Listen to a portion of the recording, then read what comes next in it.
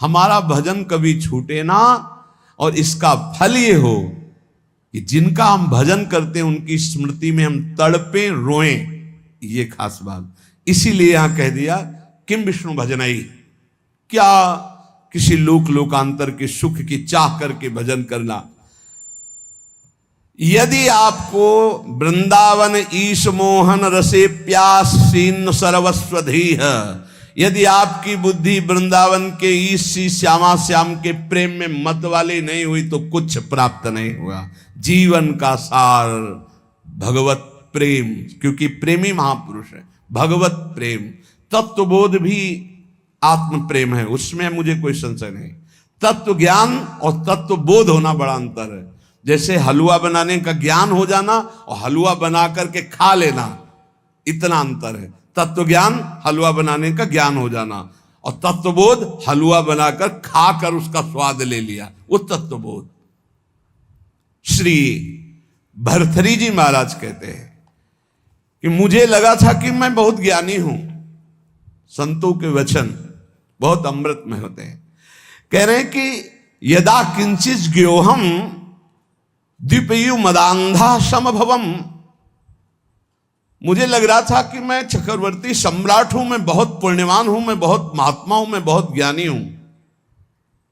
तदा सर्वज्ञोस्मीत्य भवदव लिप्तम मम मनः, यदा किंचित किंचित बुधजन सकाशाद वगतम तदा मूर्खोस्मीति ज्व इव मदी मदो में व्यपगता। आज मुझे पता चला कि मैं मूर्ख हूं। मुझे लग रहा था मैं ज्ञानी हूं, मैं चक्रवर्ती सम्राट हूं, मैं मदोन्मत्त हो रहा था, लेकिन जब मुझे इस संसार का रहस्य पता चला तो लगा मैं मूर्ख हूं। सुना चुके हैं भरतरी जी का यहां जो परिवर्तन हुआ उनके जीवन का। भरतरी जी के मन में एक बात थी कि संसार का सबसे बड़ा सुख क्या है, बोले काम सुख। अंदर देखा, बहुत विवेकवान थे। उन्होंने अपने अंतःकरण को देखा कि संसार का सबसे बड़े मांग सुख क्या है, काम सुख पाया। और वो अपने अंदर पाया कि मेरे अंदर भी काम सुख है। तो चक्रवर्ती सम्राट, इनके मन में आया कि फिर हम ऐसा काम सुख पूर्ण क्यों न कर ले जिससे हमारे मन की इच्छा शांत हो जाए। तो उन्होंने, चक्रवर्ती का मतलब होता है कि बहुत से राजाओं के ऊपर जो बादशाह, उन्होंने पूरे अपने देश में सब सुंदरियां आवे और मैं उनमें से देखकर उनका वर्ण करूंगा। तो विश्व की सुंदरियां सब एकत्रित हुई, उनके माता पिता सब लाए, क्योंकि महाराज भरथरी जी वर्ण करेंगे पत्नी रूप में।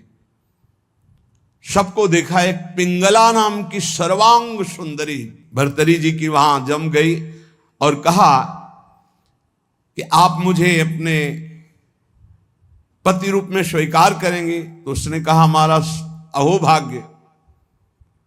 बहुत भागवतिक रीति से जो शास्त्रीय पद्धति है, पाणिग्रहण संस्कार हुआ। अब ये तो जो भागवतिक पुरुष होते हैं उनके स्वभाव में कुछ अलगाव होता है संसारिक पुरुषों से। वो जिस पे लगेंगे एकदम तन्मय होके लगेंगे, जिस पे लगेंगे। अगर वो भोग में भी लग गए तो उनके जैसा कोई नहीं होगा। आसक्त पुरुष मतलब ऐसा कोई विषयी पुरुष नहीं होगा, स्वभाव होता है।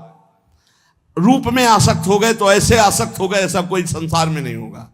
भोग में आसक्त हो गए तो ऐसा कोई दूसरा नहीं होगा, और विरक्त हो गए तो ऐसा कोई दूसरा विरक्त, मतलब उनका एक स्वभाव होता है। जैसे पत्नी में आसक्त हैं तो छाता लेकर बाजार वो स्वयं नहीं जा सकते क्योंकि अदर्शन हो जाएगा। तो पत्नी चल रही सीधे में, वो चल रहे उल्टा में, संसार हंसे तो हंसा करे हर समय पत्नी के मुख में, दृष्टि पत्नी के मुख में। वही महाभागवत हुए, क्या नाम, धनुर्दास जी, क्या नाम था, धनुर्दास जी नाम था। बहुत बड़े महापुरुष हुए फिर, क्योंकि वो सीधा आसक्ति रंगनाथ जी से। तो ऐसा होता है। तो भरथरी जी बहुत बड़े महापुरुष हैं। अब जीवन का राग उनके हृदय में काम में देखा कि काम, स्त्री आसक्ति, विश्व सुंदरी, सर्वांग सुंदरी पिंगला। उन्होंने ऐलान कर दिया राजकाज विक्रमादित्य देखेंगे, मैं इस बात का अनुभव करूंगा कि क्या सुख इसमें है। क्योंकि बताया ना, अलग खोपड़ी होती है। जो भागवतिक महापुरुष होते हैं उनका चिंतन ही अलग होता है। बड़ी ही सुंदर पत्नी बिल्व मंगल जी की पातिव्रत धर्म से एक बार नहीं देखा। वो आसक्त चिंतामणि में तो आसक्त, अलग खोपड़ी होती है। अब रात दिन केवल महाराज भर्तरी और पिंगला और हर खान पान की व्यवस्था, बस पर्दे के अंदर सामग्री रख दो, जाओ। कोई प्रश्न उत्तर नहीं, कोई राष्ट्र की बात नहीं, कोई समाज की बात नहीं। ये अनुभवी जैसे वैज्ञानिक नहीं होते कि जब जिस विषय का शोध करना होता है तो बस उसी में पूरा चित्त लगा देते हैं। समय कट रहा था और मन की चाल होती नवम नवम नवम। मन कभी एक में रमण करने के लिए बहुत काल तक राजी नहीं होगा, उसकी चाल होती नवम नवम भोग। एक दिन पिंगला अपने महल के पीछे की खिड़की खोल करके ऐसे ही देख रही थी तो देखा अश्वपाल, हजारों घोड़ों की देख रेख करने वाले सेवकों का स्वामी, हष्ट पुष्ट ऐसे। अचानक दृष्टि उसकी पड़ी तो उसने ऐसे नमन किया, क्योंकि महारानी देखते ही आसक्त हो गई पिंगला। अब विचार कीजिए, चक्रवर्ती सम्राट महाराज भर्तरी से भला वो अश्वपाल किस योग्य, चित्त पूरा आसक्त। अब मिलन शुरू हो गया और राजकाज विक्रमादित्य को दे दिया था। विक्रमादित्य बहुत प्रवीण थे। उन्होंने कहा कि शास्त्र प्रमाणित किसी का भी मन कभी भी कहीं भी विचलित हो सकता है, इसलिए मेरे भाई इस समय शुद्ध में नहीं है, इसलिए गुप्तचर रूप से दास दासियां हर समय तैनात कि कहीं हमारे महाराज को किसी भी तरह की हानि ना हो जाए। सूचना मिली कि हानि प्रारंभ हो चुकी है। एक अश्वपाल एकांत में महारानी से मिलता है। महाराज दिन में शयन करते हैं, उस समय वो मिलती है। पूरी बात पक्की जब देख ली तब भर्तरी जी को सूचना दी कि महाराज विक्रमादित्य आपसे मिलना चाहते हैं। बहुत प्रवीण थी पिंगला, तुरंत समझ गई।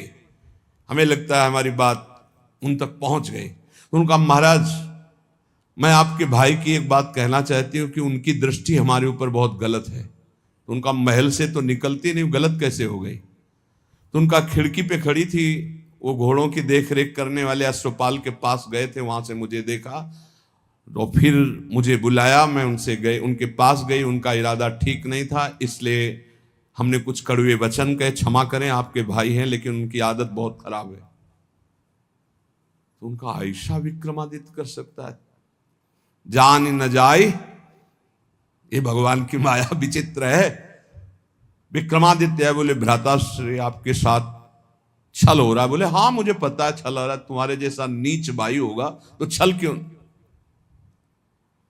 यही बताने आए हो ना कि पिंगला आचरणहीन है।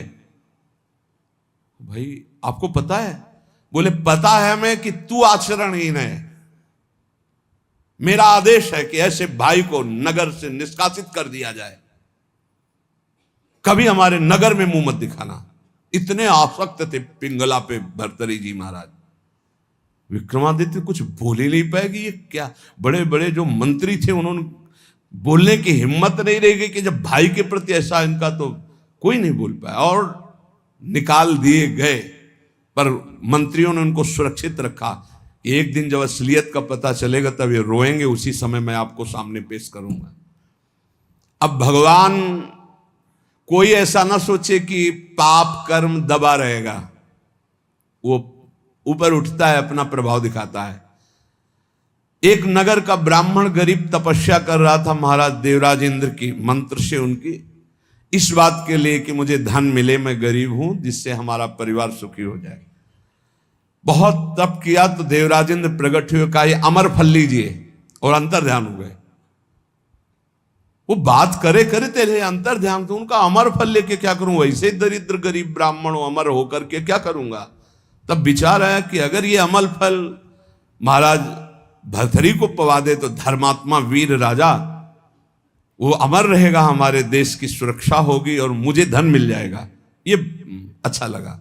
वो गए, महाराज की जय जयकार। पहले राजाओं के दरबार में या महल में ब्राह्मणों के लिए, ऋषियों के लिए, महात्माओं के लिए निषेध नहीं था, उनके लिए नहीं था कि हम आज्ञा लेकर आए। अंदर प्रवेश किए, नजदीक दासी ने कहा कि कोई विप्र देवता पधारे। उठकर प्रणाम किया, कैसे आगमन हुआ, आज्ञा कीजिए। उनका प्रभु मुझे ये तपस्या के द्वारा अमर फल मिला है और ये मैं आपको पवाना चाहता हूं, इसके बदले में धन चाहता हूं। आदेश कर दिया जितना इनको धन चाहिए दे दिया जाए। अमर फल लिया और विचार किया मैं खा के क्या करूंगा अमर होके, क्योंकि मेरी आसक्ति तो पिंगला पे है। पिंगला से कहा तुम अमर फल खा लो, जब तक मैं जीवित रहूंगा तब तक तुम्हें देखता रहूंगा। पिंगला ने कहा ऐसे थोड़ी अमर फल खाया जाता है, स्नान करके मंत्रानुष्ठान करके लाओ हमें। तो उनका नहीं, पालो मेरे सामने। बोले तो इतना विश्वास नहीं है। अब बस प्यार में तो दम होती है, नहीं विश्वास पक्का है तो भाई आप निश्चिंत रहिए। पिंगला ने सोचा मैं क्या करूंगी खा के, मेरा दोस्त अगर पालेगा अश्वपाल वो बढ़िया। एकांत में मिली अश्वपाल को, क्योंकि कांटा विक्रमादित्य थे, वो तो नगर निष्कासित हो गया, बिल्कुल स्वतंत्रता थी। महाराज इस रास्ते से बेशुद्ध थे। और अश्वपाल ने उस अमर फल को लिया तो उसने विचार किया कि मैं क्या करूंगा। और महाराज की नृत्यांगना ऐसी सुंदर थी जिससे आसक्ति थी। मिला और कहा देखो ये अमर फल मुझे मिला है, आप पालोगी तो जब तक मैं जीवित रहूंगा आपको देखता रहूंगा, मिलता रहूंगा। ठीक है। नृत्यांगना ने सोचा जिसके दरबार की मैं नृत्यांगना हूं, अगर वो महाराज अमर रहेंगे तो हमारा जीवन सार्थक रहेगा और महाराज मुझे बहुत सम्मान देंगे जब मैं अमर फल दे दूंगी। उसने प्रार्थना करवाई कि आपके दरबार की नृत्यांगना मिलना चाहती है आपसे। बुला लिया, कहा महाराज ये अमर फल। महाराज ने कहा तुझे अमर फल कहां से मिला, ये अमर फल सत्य बोल तुझे कहां से मिला। महाराज मुझे तो अश्वपाल ने दिया, मेरा वो दोस्त है, मेरा मित्र है उसने। और उस समय पिंगला वहां नहीं थी। तुरंत अमर फल लिया और बोले तुम्हें जो संपत्ति चाहिए हम देंगे, कल हम दरबार में आते हैं। दरबार में गए, सब सभा एकत्रित, वर्षों के बाद आज दरबार में आए थे। तब उन्होंने कहा बुलाया जाए जिसको अश्व, जो घोड़ों की सेवा में आया। सत्य बोला तो तुझे माफ कर देंगे। बोल इस फल को पहचानता है? हाँ सर, यह अमर फल है, तुझे कैसे मिला? सत्य बोलना, अगर झूठ बोला तो उनका अगर हमारे प्राण माफ किए जाएं तो बिल्कुल सभा में कहता हूं कोई दंड नहीं मिलेगा। उनका महारानी पिंगला ने दिया है। ठीक है, जाओ बुलाओ पिंगला। अब वो तो सज धज के आ रही थी कि आज दरबार में पार्श्व में विराजमान होंगी सिंहासन। गए कटघरे में खड़ी हो करो ऐसा, और तलवार निकाला और कहा देखो मेरे देश के विप्र ने तपस्या की थी, अमर फल दिया था, इनको पवाया था, ये अमर है और मैं काटूंगा, ये मरेगी नहीं। ये अरे महाराज क्यों, क्या तुझे अमर फल पर विश्वास नहीं? सर झुका दे। कहां है वो अमर फल? सत्य बोल तो तुझे माफ करो। बोले अश्वपाल को दिया था। क्या मेरे से श्रेष्ठ है अश्वपाल? मैं चक्रवर्ती सम्राट भर्तरी तेरे योग्य नहीं रहा? धिक्कार है ऐसी बात। तभी कह रहे यदा किंचित व्योहम द्विपयु मदांधा संभवम। मैं मदांध हो गया था, अपने को ज्ञानी समझता था, अपने को बलवान समझता था, अपने को राजा समझता। उसी समय भर्तरी जिनका धिक्कार है। मैं चक्रवर्ती सम्राट, मुझसे पिंगला तृप्त नहीं, पिंगला से अश्वपाल तृप्त नहीं, अश्वपाल वैश्या से प्रेम करता। धिक्कार है। कहां प्यार है, कहां अपनापन है। और मुकुट उतार के रखा और कहा कि आज अगर विक्रमादित्य होते तो मुझे ये चिंता नहीं होती कि मेरे राज्य का क्या होगा। तब मंत्रियों ने कहा आप महाराज निश्चिंत रहें, व्यवस्था पूरी, विक्रमादित्य सुरक्षित है। तो उनको यहां विराजमान करो, मैं एक क्षण भी ऐसे प्रपंच में नहीं टिकूंगा। महावैराग्यवान होकर भर्तरी जी के श्लोक वैरागियों के अमृत है। वो कह रहे हैं कि मैं बिल्कुल अज्ञानी था, मदोन्मत्त मदांध था। उस समय मेरा मन यही सोच रहा था कि मुझे बहुत ज्ञान है, मैं बहुत प्रवीण हूं। लेकिन आज जब भगवान शंकर की कृपा से ज्ञान हुआ, तब मुझे लग रहा है कि मैं घोर अज्ञानी, घोर विषयी मदांध था। मेरा अहंकार दूर हो गया कि मुझे ज्ञान था। आज असली ज्ञान हुआ मुझे। भर्तरी जी कह रहे, एषाम न विद्या न तपो न दानम ज्ञानम न शीलम न गुणो न धर्मा ते मर्तुलोके भुवि भार भूता मनुष्य रूपेण मृगाश्चरन्ति। जिनमें न भागवतिक विद्या है, न भगवत तत्व का ज्ञान है, न शील है, न गुण है, न भागवतिक धर्म है, तो मृत्यु लोक में पृथ्वी में भार बने हुए मनुष्य रूप में वो पशु हैं साक्षात। न भजन है, न धर्म है, न राष्ट्र सेवा, न भगवत सेवा, न समाज सेवा, बोले पशु हैं साक्षात। मनुष्य रूपेण मृगाश्चरन्ति, रूप तो मनुष्य का है लेकिन पशु है, राक्षसी भाव है। जाड्यम धियो हरति सिंचति वाच सत्यम मानोन्नतिम दिशति पापमपा करोति चेतः प्रसादयति दिक्षु तनोति कीर्तिम सत्संगति कथय किम न करोति पुंसाम। यदि संत पुरुषों का संग मिल जाए तो किसका नहीं उपकार हो जाएगा, अर्थात किसका नहीं मंगल हो जाएगा, अर्थात सबका हो जाएगा।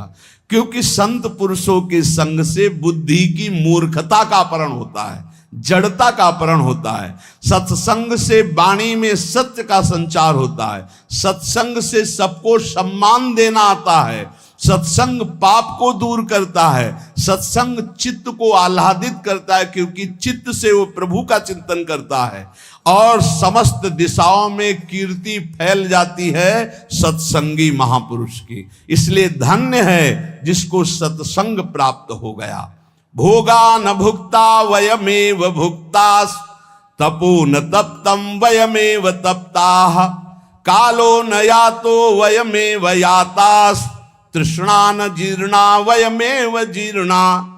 हमने भोगों को नहीं भोगा, भोगों ने हमको भोग लिया, किसी काम का नहीं रखा। तप नहीं किया, तप्त होते रहे, जलते रहे। काल व्यतीत नहीं हुआ, हमारा जीवन व्यतीत हो गया। तृष्णा नहीं मरी, हम जीर्ण हो गए, वही भोग वासना।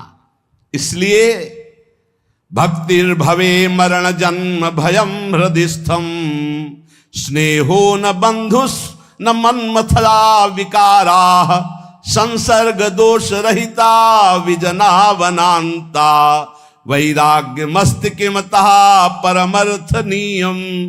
सबके आदि कारण भगवान का भजन करो, मान लो मेरी बात, वही तुम्हारे हृदय से जन्म मृत्यु का चक्र मिटा देंगे। यहां कोई तुमसे प्यार नहीं करता, भर्तरी जी कह रहे, उनका अनुभव। ना कोई तुम्हारा या भाई है, न बंधु है, न कुटुंबी है, न पत्नी है, न पुत्र है। केवल माया ममता का विकार रचकर तुम्हें भगवत प्राप्ति से विमुख करने का नाटक कर रही है। हृदय में एक काम विकार का अभाव कर दो, कुछ नहीं है इसमें, केवल माया नाटक के द्वारा समय नष्ट कर रही है। कामिनी के कमनी कलेवर को देखकर जिसका मन आसक्त हो गया वो क्या करेगा। ये संसारिक लोग केवल शरीर संसर्ग जनित सुख में ही अपने जीवन को नष्ट कर देते हैं, वो परमात्म सुख को नहीं जानते। ये शरीर कोई अपना थोड़ी है, इसमें कोई सुख है। बहुत विचित्र है, प्रवचन कर लेना सरल है, सुन लेना सरल है, आसक्ति हटाना कठिन है। शरीर अविद्या है, केवल अविद्या। ये जो आप देख रहे हो, अविद्या का भोग ही एक लक्ष्य बना हुआ शरीरधारियों में। परम विद्या भगवान के आनंद की हमारे अंदर मांग है। इसलिए हर भोग के बाद हमें घृणा हो जाती कि यार शायद इसमें सुख नहीं, शायद इसमें सुख हो, इसमें सुख नहीं। पूरा जन्म जन्मांतर व्यतीत होते गए, आज तक नहीं वो मिला सुख, क्योंकि हमारे अंदर जो मांग है वो परमात्म सुख है। परमात्म सुख प्राप्त करने के लिए मानव जन्म मिला है। इसीलिए श्री भर्तरी जी कह रहे हैं अगर सुख है तो राग रहित होकर वैराग्य में सुख है। जब तक शरीर स्वस्थ है तब तक भगवत प्राप्ति का उपाय कर लो, नहीं धोखा हो जाएगा।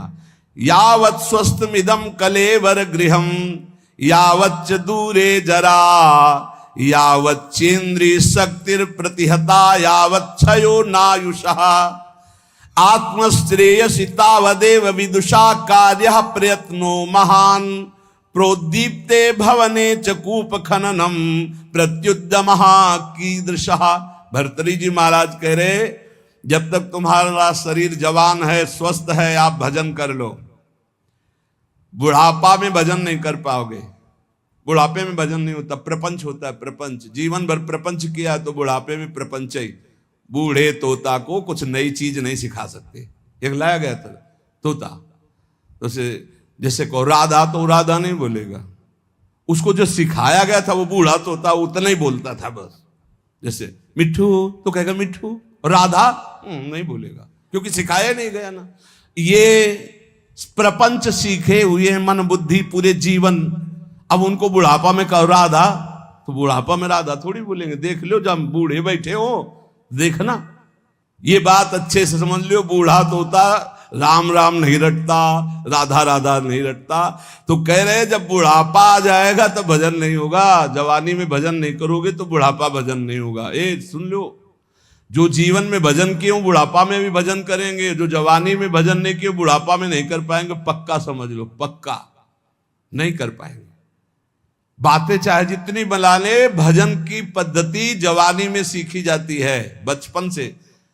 ये बहुत बढ़िया कृपा हो गई, आप लोग सब नौजवान भजन में लगे हो। अगर इस समय अपनी निरंतर भजनाकार वृत्ति कर लो ना, तो जैसे आगे चल करके भजन करना थोड़ी पड़ता है, नहीं वो चलता रहता है। बड़ा आनंद, क्षण क्षण रुदन करन, ऐसा आनंद प्रकट होता। मान लो जो आनंद की खोज कर रहे हो कहीं नहीं, सिर्फ भजन में मान लीजिए, प्रार्थना मान लीजिए, सब सुख आपको घेर लेंगे। क्योंकि माधव की चेरी माया है, और आप माधव का भजन करते हो तो माया आपकी सेवा में हो जाएगी। और माया की तरफ माधव को छोड़कर चलोगे फिर नहीं चल पाओगे। पक्का समझ लीजिए, अगर हरि को छोड़कर तुम माया को भजना शुरू कर दोगे तो कुछ हाथ नहीं लगेगा। हरि को पकड़ लोगे तो, पर हरि को कोई नहीं पकड़ना चाहता। पक्का बहुत बड़ी माया के प्रभाव, प्रलोभन प्रवृत्ति है, हरि को एक क्षण में छोड़ देगी। एक बार नारायण भगवान ने कहा लक्ष्मी जी से कि देखो प्रभाव तो हमारे ही जोर का है। तो लक्ष्मी जी ने कहा वैसे हम आपके ही प्रभाव से प्रभावित है, लेकिन दुनिया में हमारा ही प्रभाव है। बोले हमारा तो विश्वंभर नाम है, पूरे विश्व का भरण पोषण तो मैं करता हूं। विनोद हो रहा था लक्ष्मी नारायण जी का। तो लक्ष्मी जी ने कहा जहां चाहो तहां तुम अपना प्रभाव दिखा के देखो, फिर हम अपना प्रभाव दिखा के अगर आपको हटा न दे तो बताना। भगवान ने कहा हटा तो तुम नहीं सकती। तो लक्ष्मी जी ने कहा धक्का लगवा के हटा देगी। बोले चलो अब हम तय करते हैं। तो एक ध्यान में देखा एक बहुत संतों की सेवा करने वाला भगत, उसके यहां सन्यासी बन के भगवान गए। देवी देखा, साष्टांग दंडवत किया, चरणामृत उतारा, तखत पे आसन लगाया, बैठारा। महाराज बस कुछ क्षण रुको, अभी भिक्षा बन रही थी। भिक्षा इतने खांसती हुई एक लकड़ी ली हुई बूढ़ी का रूप रख के लक्ष्मी जी गए। बच्चा कुछ भोजन मिलेगा? हाँ माता जी, स्वामी जी बैठे, अभी भोजन बन रहा है, बस स्वामी जी को पवाया आपको। भगवान नारायण मुस्कुराए, माता जी को जमीन में बैठाला गया, स्वामी जी तखत। मुस्कुराए ला भगवान की, देखा ना आदर तो हमारा ही हो रहा है। लक्ष्मी जी का चुप रहो भी थोड़ी देर। आए तो स्वामी जी अपन नारियल का खप्पर, लक्ष्मी जी ने कहा बच्चा हम बर्तन अपने पास रखती, झोली बढ़िया रत्न जटित, सोने की थाल, सोने की कटोरियां, ऐसे चांदी। भगत ने सोचा मैया ऊपर ऐसे देखने में बूढ़ी बाढ़ी लगती है तो कितना कीमती सामान है, पर भाई हो सकता है बड़े घरों की हो अपना ऐसे परोसा सब। अब स्वामी जी की तरफ तो दृष्टि, माता जी लाओ माता जी बर्तन धो के हम आपको दे दें। बोले नहीं बेटा, एक बार जिस बर्तन में पाते हम दोबारा उसमें पाते नहीं, और ये तुम ही रख लो। अरे बोले माता जी बड़ी कृपा, पर बोले बेटा आज रात रुक। अब माता जी जिंदगी भर रुको, आपका घर है। पर बोले जहां सन्यासी रुकते हैं वहां में, ए स्वामी जी आप चलो। बोले नहीं बेटा रात तो रुक ले। बोले नहीं, देखो स्वामी जी मतलब समझ जाओ आप बस हो गई हमारी श्रद्धा। लक्ष्मी जी मुस्कुरा के प्रभु इशारे से और आगे बढ़े, इशारा कर देंगे तो धक्का मार के निकाल देगा आपको। तो बोले नारायण नारायण, अच्छा भाई चलते हैं हम। और जो ही हो गए सो लक्ष्मी जी गायब।